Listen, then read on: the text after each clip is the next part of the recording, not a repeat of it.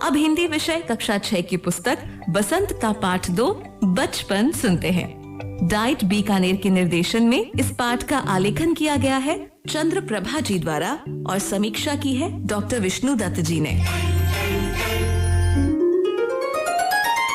बार बार आती है मुझको, बार बार आती है मुझको मधुर याद बचपन तेरी, मधुर याद बचपन तेरी। गया ले गया तू जीवन की, गया ले गया तू जीवन की सबसे मस्त खुशी मेरी। चिंता रहित खेलना खाना, चिंता रहित खेलना खाना, वह फिरना निर्भय स्वच्छंद। कैसे भूला जा सकता है, कैसे भूला जा सकता है बचपन का अतुलित आनंद। ऊंच नीच का ज्ञान नहीं था, ऊंच नीच का ज्ञान नहीं था, छुआछूत किसने जानी। बनी हुई थी वहां झोपड़ी, बनी हुई थी वहां झोपड़ी और चीथड़ों में रानी। प्यारे बच्चों, बचपन का नाम सुनते ही सुभद्रा कुमारी चौहान द्वारा रचित बचपन कविता की मधुर पंक्तियां अनायास ही याद आ जाती हैं। बहुत ही सुंदर और खूबसूरत बचपन के भावों को शब्दों में पिरोया है। जी हाँ बच्चों, बचपन नाम से ही पता चल रहा है कि आज हम बचपन के बारे में जानेंगे। बचपन का नाम सुनते ही हर व्यक्ति की आंखों में एक अजीब सी चमक और होठों पर मधुर मुस्कान आ जाती है। पता है बच्चों, बचपन ही उम्र का एक ऐसा पड़ाव या दौर होता है जिस पर अमीरी गरीबी का या जाति धर्म का या ऊंच नीच का किसी भी बात का कोई फर्क नहीं पड़ता। बचपन सिर्फ बचपन होता है, या यूं कहो कि प्रत्येक उम्र के व्यक्ति को अपना बचपन सबसे अच्छा लगता है। मेरे बचपन के दिन भी बहुत ही सुंदर और खूबसूरत थे। अच्छा तो बच्चों, अब मैं अपने बचपन की ओर लिए चलती हूँ और उन पलों की सैर कराती हूँ जब मैं भी आपकी तरह ही छोटी थी। आज तो मैं इतनी बड़ी हूँ कि आपकी दादी हो सकती हूँ या आपकी नानी, या फिर ये समझ लो कि बड़ी बुआ या बड़ी मौसी भी हो सकती हूँ। और परिवार में मुझे सभी लोग प्यार से जीजी कहकर पुकारते थे। पता है बच्चों, जीजी का क्या मतलब है? अच्छा तो मुझे बताओ, आप अपनी बड़ी बहन को क्या कहकर पुकारते हो? क्या कहा? दीदी। जी हाँ बच्चों, सही पहचाना, दीदी। दीदी का मतलब जीजी ही होता है। हाँ, इन दिनों मैं अपने आप को बहुत बड़ा महसूस करती हूँ, शायद इसलिए कि मैं पिछली शताब्दी में पैदा हुई थी। पहले से मेरे पहनने ओढ़ने में काफी बदलाव आए। पहले मैं रंग बिरंगे कपड़े पहनती थी, जैसे नीला, जामुनी, ग्रे, काला और चॉकलेटी। पर अब मन कुछ ऐसा करता है कि सफेद रंग के या हल्के रंग के कपड़े पहनो, गहरे नहीं। बचपन में तरह तरह की पोशाकें पहनना अच्छा लगता था। पहले फ्रॉक, फिर निक्कर वॉकर, फिर स्कर्ट, उसके बाद लहंगे, फिर गरारे और अब तो चूड़ीदार और घेरदार कुर्ते भी। पता है बच्चों, मुझे फ्रॉक पहनना बहुत अच्छा लगता है। उनमें से कुछ फ्रॉक तो मुझे अब तक याद हैं, जो मुझे सबसे अधिक प्यारी थी। अरे हाँ, उसमें से एक हल्के गुलाबी रंग का बारीक चुन्नटों वाला घेरदार फ्रॉक भी था, जिसके नीचे गुलाबी रंग का फ्रिल भी लगी हुई थी। पता है बच्चों, उन दिनों फ्रॉक के ऊपर की जेब में रुमाल और बालों में इतराते रंग बिरंगे रिबन लगाने का भी चलन था। लेमन कलर का वो बड़े प्लेटों वाला गर्म फ्रॉक, जिसके नीचे फर भी टंगी हुई थी। और हाँ, वो 2 ट्यूनिक भी याद है जिनमें मैं सबसे अलग नजर आती थी। एक चॉकलेट रंग का और अंदर की कोटी प्याजे रंग की, और दूसरा ग्रे और उसके साथ सफेद झक कोटी। मुझे अपने मोजे और स्टॉकिंग्स भी बहुत याद है। बचपन में हमें अपने मोजे खुद ही धोने पड़ते थे। पता है क्यों? क्योंकि घर वालों के सख्त आदेश थे कि वह नौकर या नौकरानी को धोने के लिए नहीं दे सकते। इसकी सख्त मनाही थी, इसलिए इसे खुद ही धोने होते थे। रविवार की सुबह इसी काम में हम लोग लगते थे। ये सब धो लेने के बाद अपने अपने जूते भी पॉलिश करके चमकाते थे। जब जूते कपड़े या ब्रश से रगड़ते तो पॉलिश की चमक उभरने लगती और अपने अपने जूते चमकाने में जैसे होड़ सी लग जाती थी। पता है बच्चों, मुझे आज भी बूट पॉलिश करना बहुत अच्छा लगता है। हालांकि अब तो नए नए तरह के जूते बाजार में आ गए हैं। कहना होगा कि ये पहले से कहीं ज्यादा आरामदेह है और कुछ पर तो पॉलिश भी नहीं करनी पड़ती, उसे सीधा ही पहन लो। हमें जब नए जूते मिलते थे तो उसके साथ ही छालों का इलाज भी शुरू करना पड़ता था। पता है बच्चों, जब हम लोग कभी लंबी सैर पर निकलते तो अपने पास रुई जरूर रखते थे। अगर जूता लगे तो रुई को मोजे के अंदर डाल लेते थे तो उससे आराम मिलता था। आपको बताऊं कि हमारे समय और आपके समय में कितना अंतर हो चुका है। यहाँ तक कि बचपन के शौक और दिलचस्पियां भी बदल गई हैं।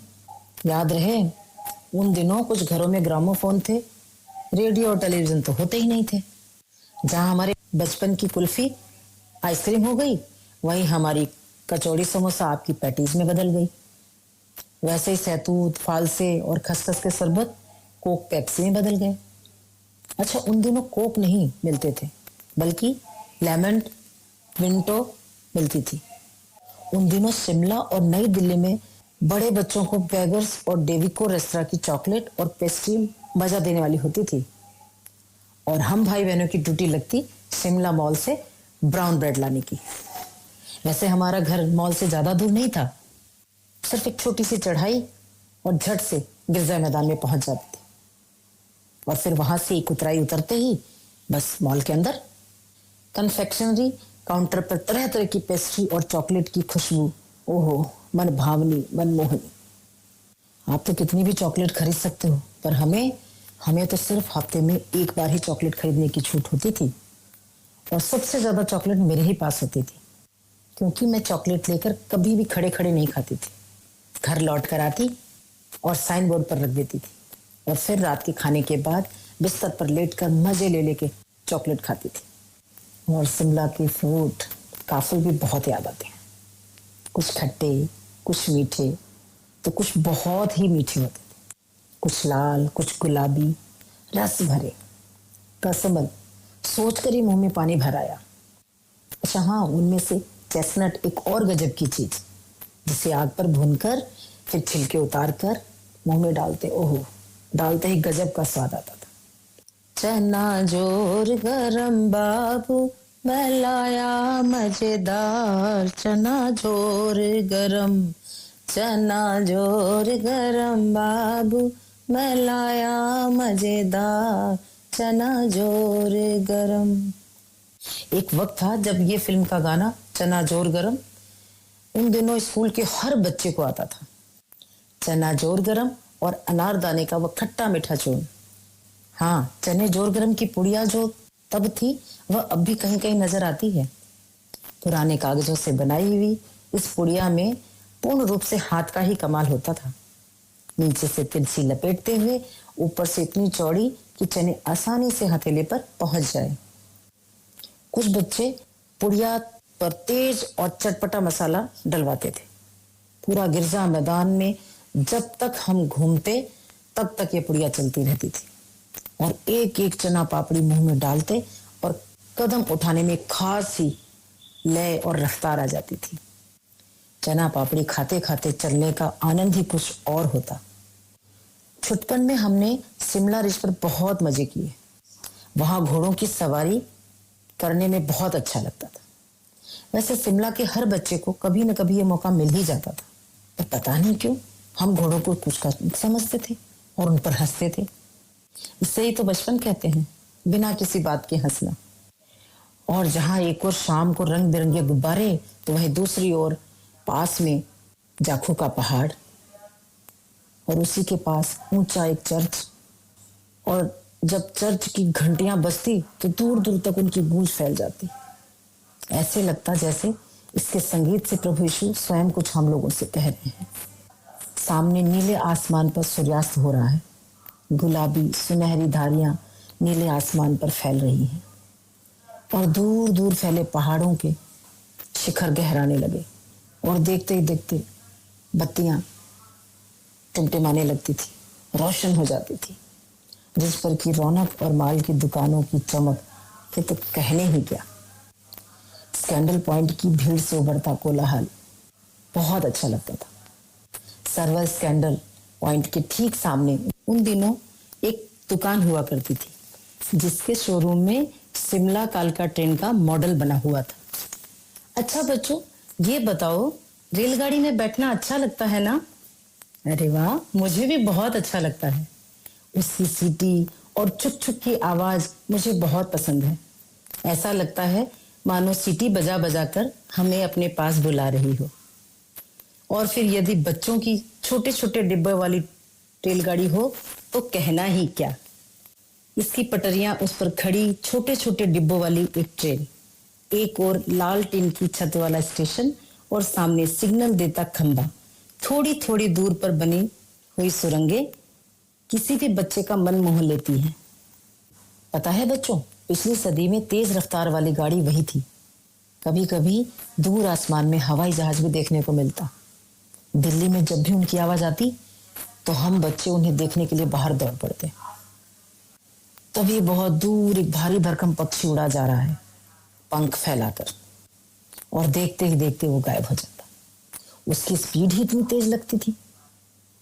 हाँ, गाड़ी के मॉडल वाली दुकान के पास में एक और ऐसी दुकान थी जो मुझे कभी नहीं भूलती। ये वो दुकान थी जहां पर मेरा सबसे पहला चश्मा बना था। मुझे लगता है कि बचपन में जो भी चीज पहली होती है वो हमेशा याद रहती है। शुरू में तो मुझे चश्मा लगाना बड़ा ही अजीब और अटपटा लगता था। जहां भी जाती, जिसे देखो वही, छोटा हो या बड़ा, मेरे चेहरे की ओर देखते और कहते, आंखों में कुछ तकलीफ है क्या इस उम्र में ऐनक? अरे भाई, दूध पिया करो। और मैं महसूस कर रह जाती। मैं डॉक्टर साहब का कहा दोहरा देती कि कुछ देर पहनूंगी तो ऐनक उतर जाएगी। वैसे डॉक्टर साहब ने तो पूरा ही आश्वासन दिया था, लेकिन चश्मा तो अब तक नहीं उतरा। बस नंबर ही कम होते रहे। मैं अपने आप को इसकी जिम्मेदार हूं, मानती हूं। भाई, जब आप दिन की रोशनी को छोड़कर रात में टेबल लैंप के सामने काम करेंगे तो इसके अलावा और क्या हो सकता है। हाँ, जब पहली बार मैंने चश्मा लगाया तो मेरे चचेरे भाई ने मुझे बहुत छेड़ा। देखो देखो कैसी लग रही है। आंख पर चश्मा लगाया, आंख पर चश्मा लगाया ताकि सूझे दूर की, यह नहीं लड़की को मालूम, यह नहीं लड़की को मालूम, सूरत बनी लंगूर की। यह सुनकर मुझे बहुत गुस्सा आया। जब भैया चाय पीकर चले गए तो मैं अपने कमरे में जाकर आईने के सामने खड़ी हुई और कई कई बार अपने आप को देखा।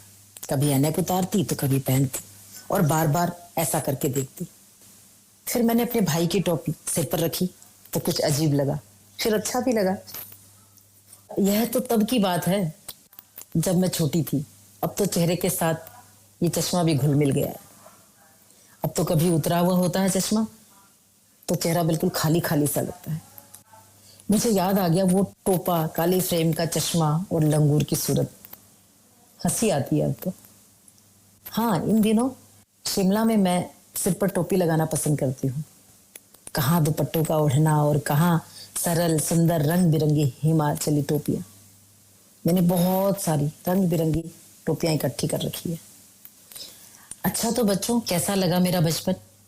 क्या कहा? बहुत अच्छा? अरे वाह, धन्यवाद बच्चों।